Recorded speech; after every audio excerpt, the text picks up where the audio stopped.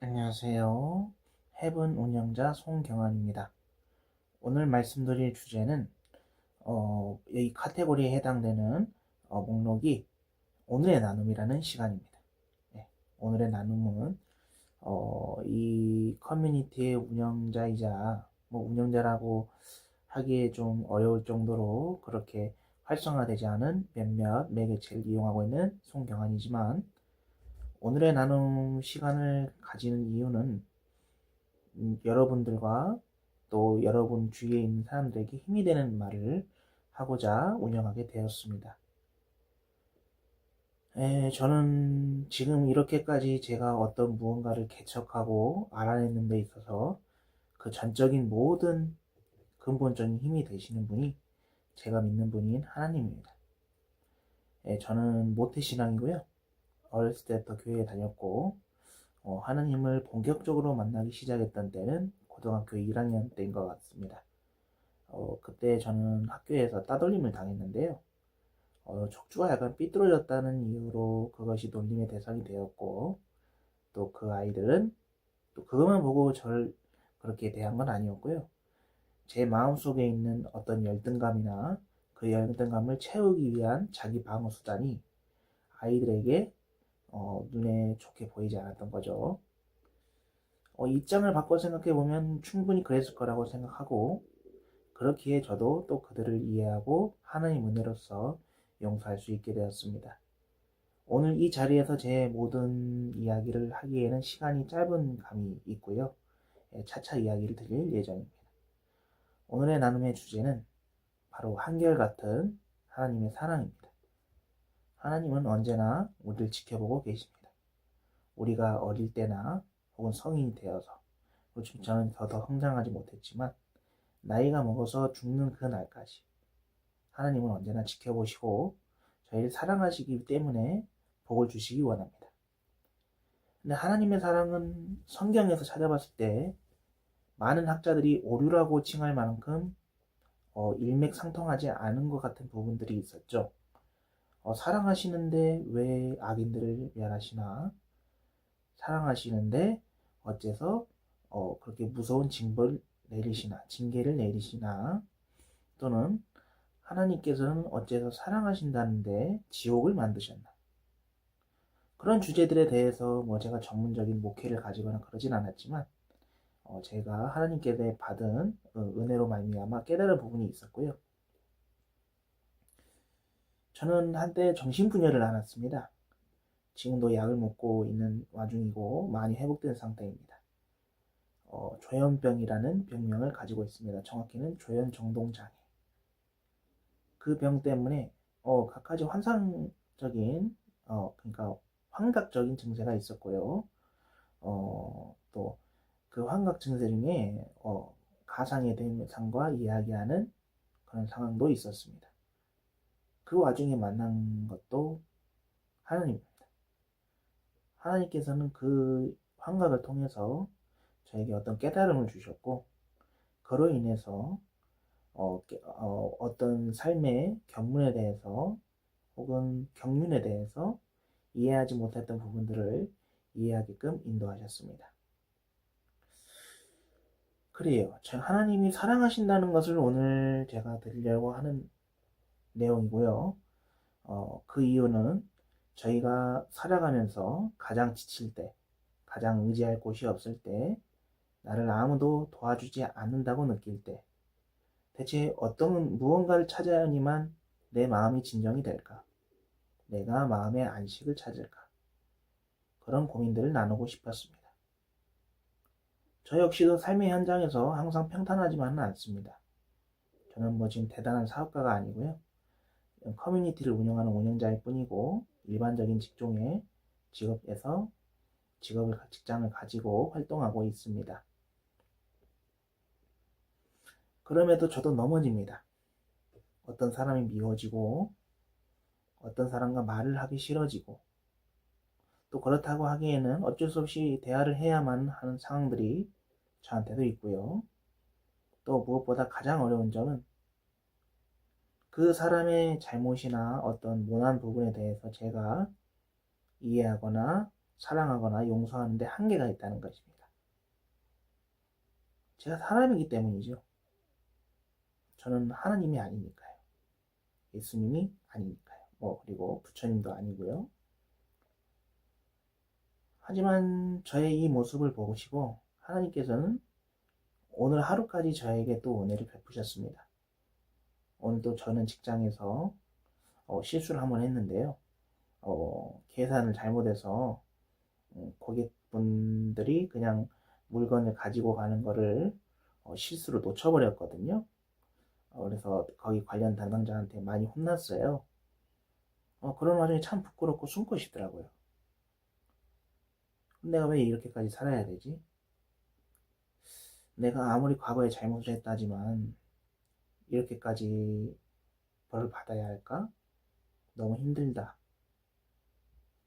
저도 1년에 한 5번, 6번 정도는 살고 싶지 않을 때가 있습니다. 하지만 하나님께서는 그럴 때마다 저를 다시 붙들어 주셨어요. 제가 또 하나님이 주신 감동 안에서는 제가 그렇게 좋아하던 게임도 하지 말라고 하셨었는데 게임을 하는 와중에서도 찾아오셨고 잘못을 하는 와중에도 찾아오셨고 누군가에게 너무 심한 꼬지름을 들었을 때 또 내 안에 아무것도 소망이 없다고 느낄 때 하나님은 또 찾아와 주셨습니다. 먼저 찾아오시기도 하지만 가장 자주 뵐 수 있었던 순간은 기도하는 순간이었고요. 그렇기 때문에 제가 지금까지 하나님을 의지할 수 있으면서 하나님을 전하는 데 있어서 큰 원동력이 됐던 것은 제가 하나님을 찾고 두드리기 위해서 기도했기 때문인 것 같습니다. 서두가 너무 긴 것 같아도 좀 들어주시면 감사하겠고요.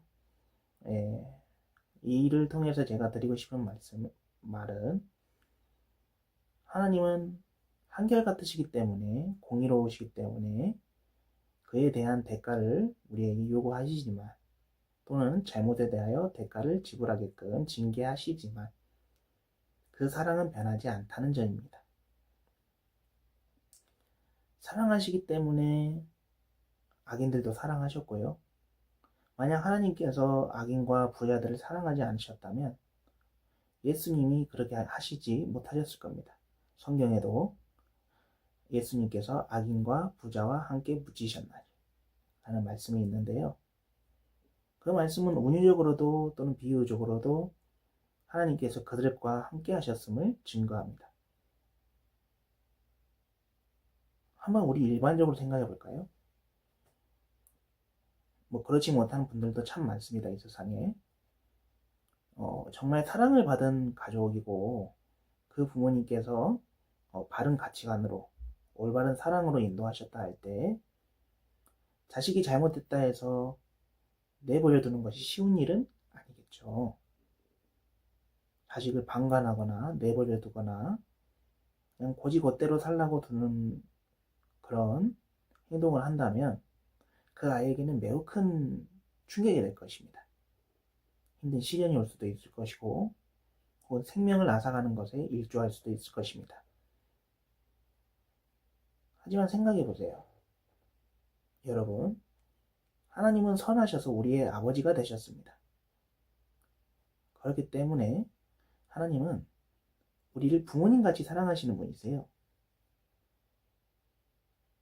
앞서 말씀드렸다시피 모든 부모님이 그럴 수는 없는 것이고 또 세상이 점점 어둠의 세력들이 늘어나면서 좋지 못한 사건 사고가 일어나고 있는 실정이지만 우리가 살면서 많은 모범이 되었던 부모님들을 이야기로 듣고 매개체로 통하여 접했을 것입니다.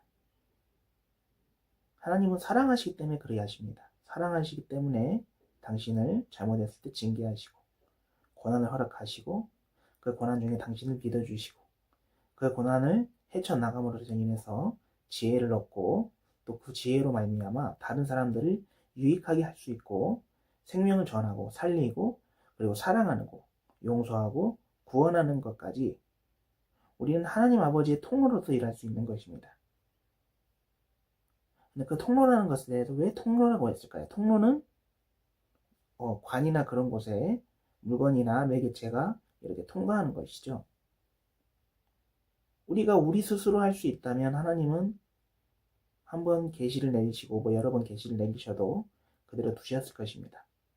하지만 하나님은 우리에게 그런 공로가 없고 악인이나 의인이나 서로 간에 우리는 같은 사람이고 내가 의인이지만 얼마든지 악인이 될 수 있고 내가 악인이지만 언젠간 의인이 될 수 있다는 그 소망을 하나님께서 주셨기 때문입니다. 우리가 가는 경주는 먼저 된 자와 나중된 자가 있습니다. 먼저 된 자가 나중된 자가 될 수가 있고 나중된 자가 먼저 될 수 있다는 그 말씀에서 하나님 아버지의 공의는 차별이 없다는 것을 나타냅니다.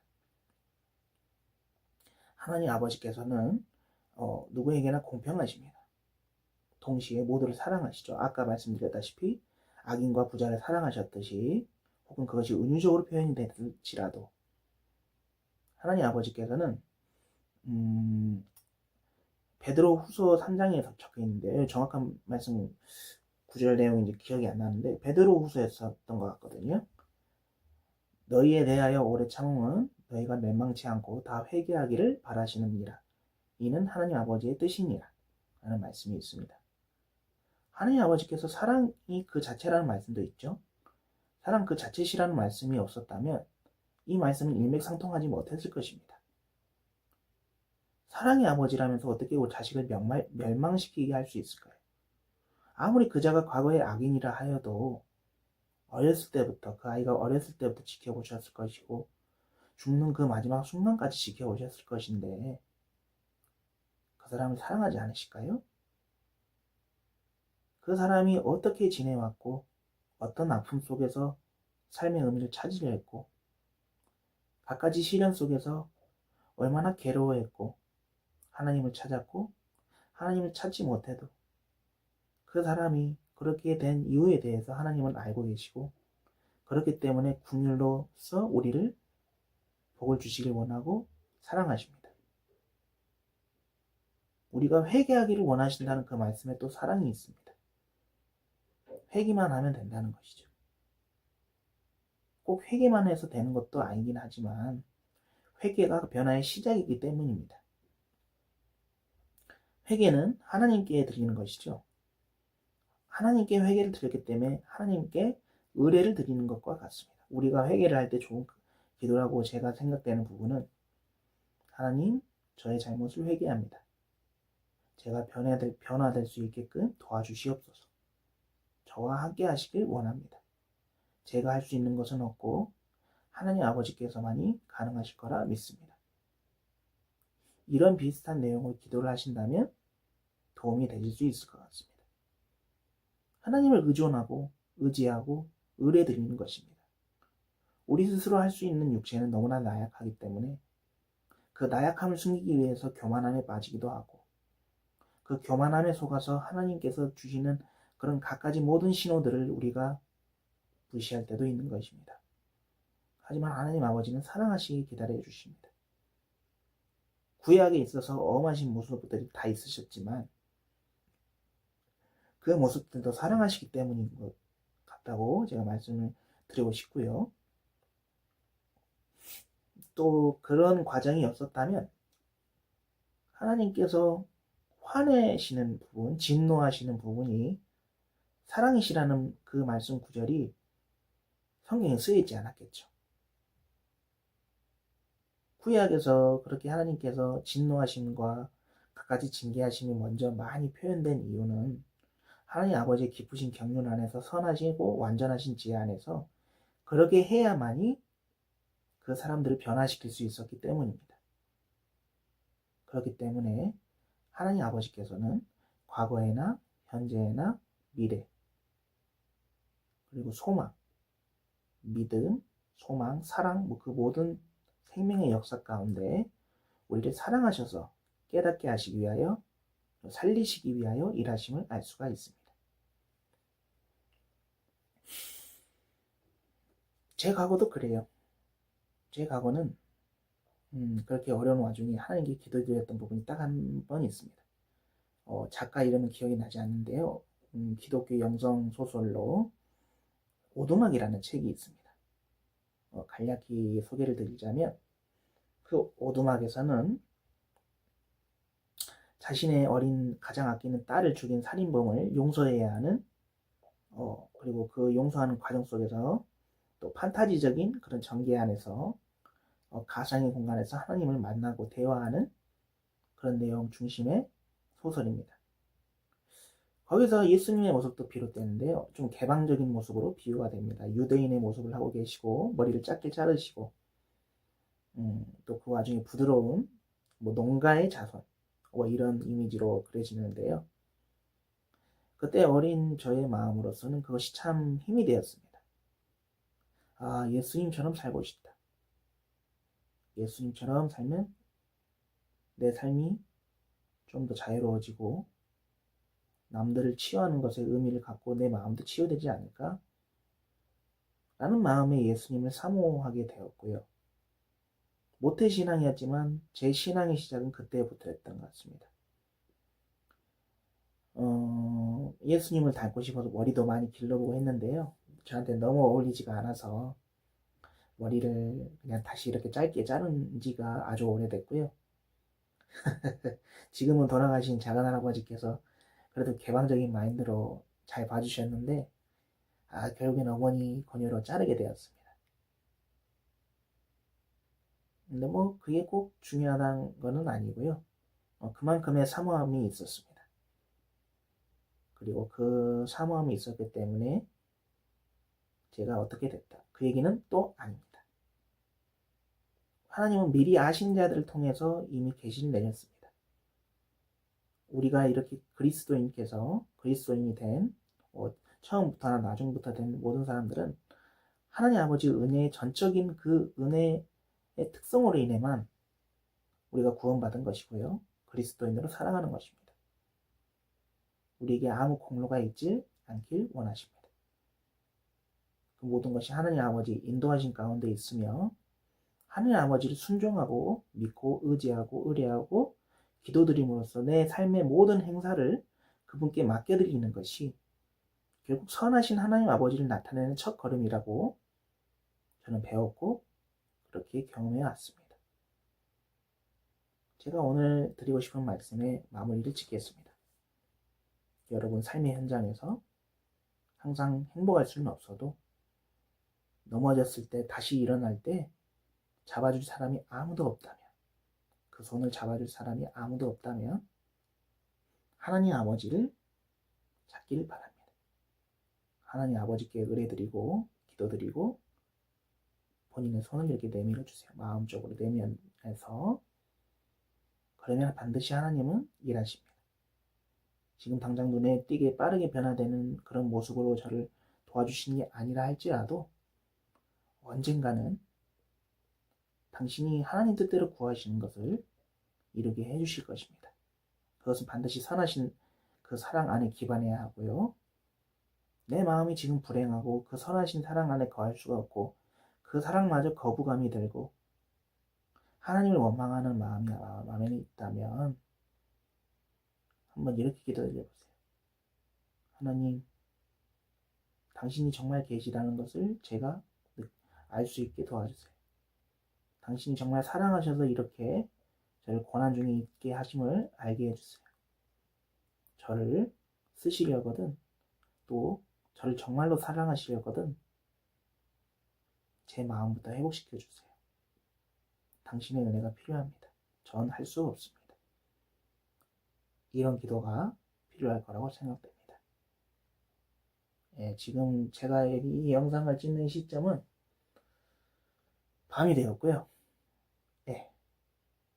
이렇게 여러분과 소통하는데 말씀을 전하기 위해서 이렇게 말을 전해드리기 위해서 저도 기도를 했고요. 생각보다 시간 맞춰서 영상을 제작한 것 같습니다. 20분 컷으로 하려고 그랬거든요. 여러분 항상 힘내시고 삶의 현장에서 하나님과 동행하십시오. 그것이 여러분을 위한 길이고 모두를 위한 길입니다. 하나님은 한결같이 여러분을 사랑하십니다. 이 경환이라는 사람도 부족하게나마 그런 것들에 부족할 수 있지만 저보다는 하나님을 찾으시는데 열심을 내시기 바랍니다. 감사합니다. 좋은 밤 되세요.